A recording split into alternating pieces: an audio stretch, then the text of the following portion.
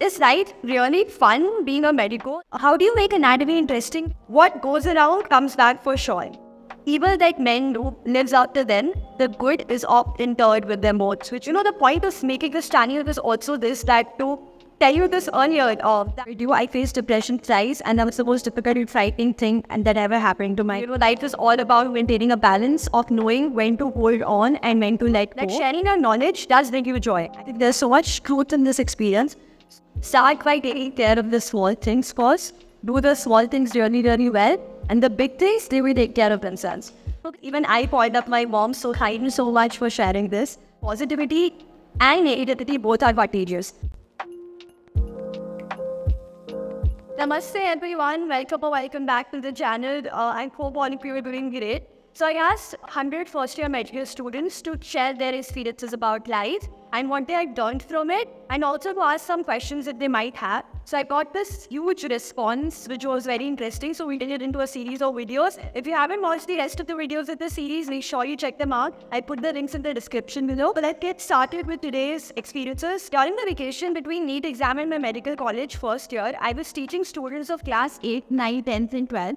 And I learned how difficult it is to stand in front of 20 people and speak continuously for 2 hours.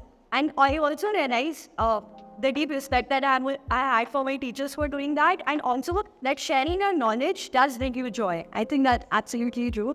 How do you make anatomy interesting? Because it looks like you just have to remember and it seems very hard. I think I have addressed anatomy in so many more videos of the fewer videos earlier. Also, check out the first year book recommendations for anatomy. That will definitely make your life much easier and make anatomy more interesting. These 2 videos I think you should definitely check out. I'll put the links in the description. The other thing you have to understand that first, anatomy in first year is a totally new subject, so be patient with it. And the other thing that you have to understand is first year and throughout medicine, you have to remember a lot of things to start getting used to the learning process. Alright? What goes around comes back for sure. There was this old lady I saw in a vegetable market. She was carrying a lot of wood. Her bag suddenly broke. So no one came to help her, but I helped her. After a few days, it was raining heavily and I had just begun to drive a scooty. I was eating vada pav at the stall, and as I proceeded towards my scooty, I saw that my keys were distorted and I wasn't able to drive back home. And unfortunately, I wasn't even carrying my cell phone and didn't have enough cash to get to my home. You won't believe, but the same lady was in a luxurious car and she identified me safe. She gave me a lift to my home and assured that my scooty will be repaired and safe. I'm still in touch with Ajji. Lovingly, I call her Ajji. She's the sweetest. So I realized that if you're kind, it really makes you worth it, and past few years have been so good and wholesome for me. That's such a beautiful experience. The question is, the bigger picture, like I really want to and need to make a career in dancing along with MBBS. I know it's quite tough, but I really need to. Can you please send me the truth? Well, the truth is, anything you decide you want to do, you can. There are doctors who have switched into different professions and are doing both things well. The only thing that you have to realize is that it does come with its own share of sacrifices. So you will have to become more disciplined and you will have to prioritize your things like studies and dancing. But yes, it is possible.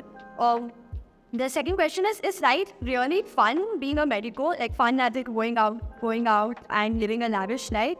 Well, see what happens in med school is there's a place where you're just studying just before the exams, and then suddenly after your exams there's this pressure release and then you're just partying. So yeah, there is opportunity for a lot of outtakes that you want to have fun.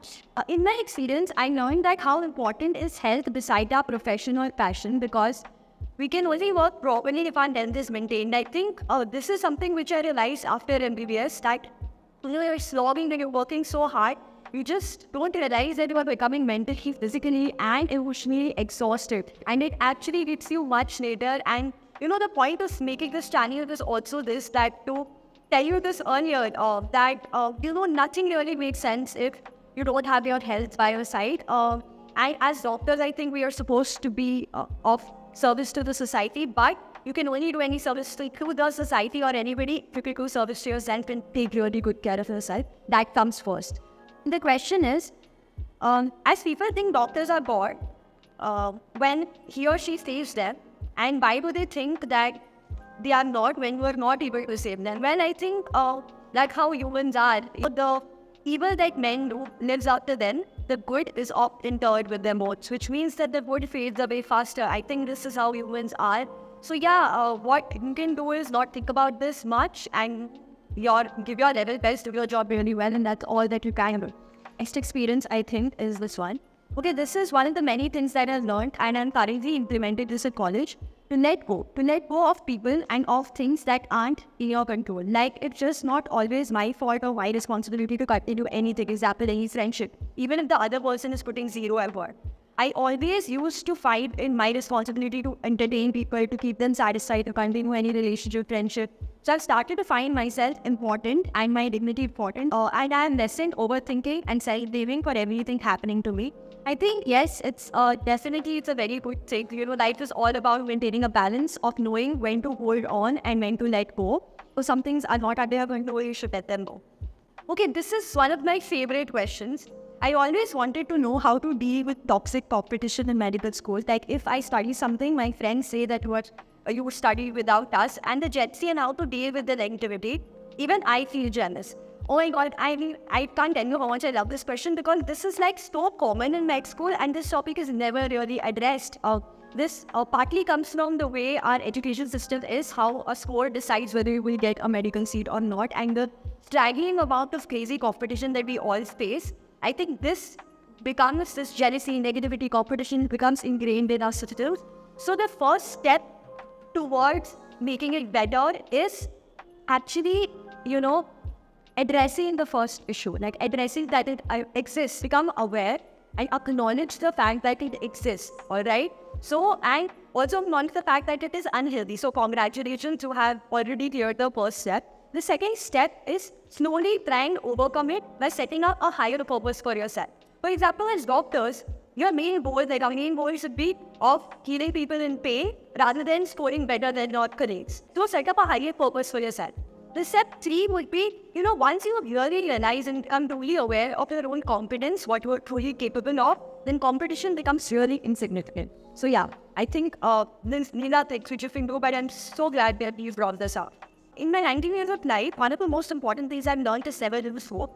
So why is it that I consider this as a significant thing? Starting from my childhood, I studied in state board in Maharashtra, and there was a drastic change in regional education board as I shifted to Rajasthan. And now I had to study the Central Board of Secondary Education, which is CBSE. The starting few months were very frustrating and mentally draining, as I was only 7 years old. But slowly and eventually, with my parents' support and my teachers' support, I finally got at the same level as other students and actually ended up being the top 10 students. So yeah, never lose hope. With practice and perseverance, everything to do everything and everything actually ends up getting better. In life experiences about fighting depression, anxiety, guilt, and regret. Never let guilt and regret demotivate you. I faced depression twice, and that was the most difficult and frightening thing that ever happened to me in my life. The reason was for this partly was the frustration of studying doubt on myself. I was underconfident, shy, introvert, and also very short-tempered person. I sometimes used to hurt someone and regret later. My own words used to hurt me the most. I think there's so much truth in this experience. So I just realized that mental health is very important and use your words wisely so that you don't have to face regret later. I completely agree with that, and adding on to that, I would just like to say that work towards building a more holistic life, a more fuller life. Don't just be very focused on just your studies, because if you have a more goal or a fuller life, you will be able to cope up with stress and anxiety much better. The question is, why the education system of India hasn't changed yet and has not improved yet? First of all, you have to realize that India is a very complex country and all our problems are multiplied because of the huge population that we have. Alright? So, having said that, the education system, at least the medical education system, is improving. Now we have CBME, competency-based medical curriculum. There's a lot of clinical coordination and clinical cases that have come in from the first year of medical itself. Also, there is the introduction of AIDCO, which is attitude, ethics, and communication, which I honestly am very happy about because I think it's a very integral part of medical education, which was never included. So, and all of this is just so much of a welcome change. So I think, yes, we are slowly and steadily moving towards the right direction. This experience changed my life. There are some experiences that stick to you throughout your life journey. One such incident was the passing away of my younger brother. It was the worst phase of my life. A lot of issues and complexes arised. The lowest I had ever been over the past 20 years that I've lived. this was a really hard place to be in. I learned from this stage that firstly, the most important thing was to be strong. And you don't really know how strong you are until being strong is the only option that you have. You have to be strong to handle yourself, your parents, your loved ones, and also for the person that has left you. It's very easy to break down and give up and wait over your loss, but it takes actual guts to, take a hold of yourself and your life. This incident made me aware of my own strength and its importance, and also made me realize the importance of family and friends. Human beings are social animals for a reason, and making friends and bonding with your family is a must. I think, honestly, I don't even know when to say this was such a heart-wrenching experience that you went through, and this was a story of a lot of courage and strength, and thank you so much for sharing this with us. Question is, ma'am, I've heard that you've written a book. Is it true? If yes, what was your mindset, purpose, and procedure for the same?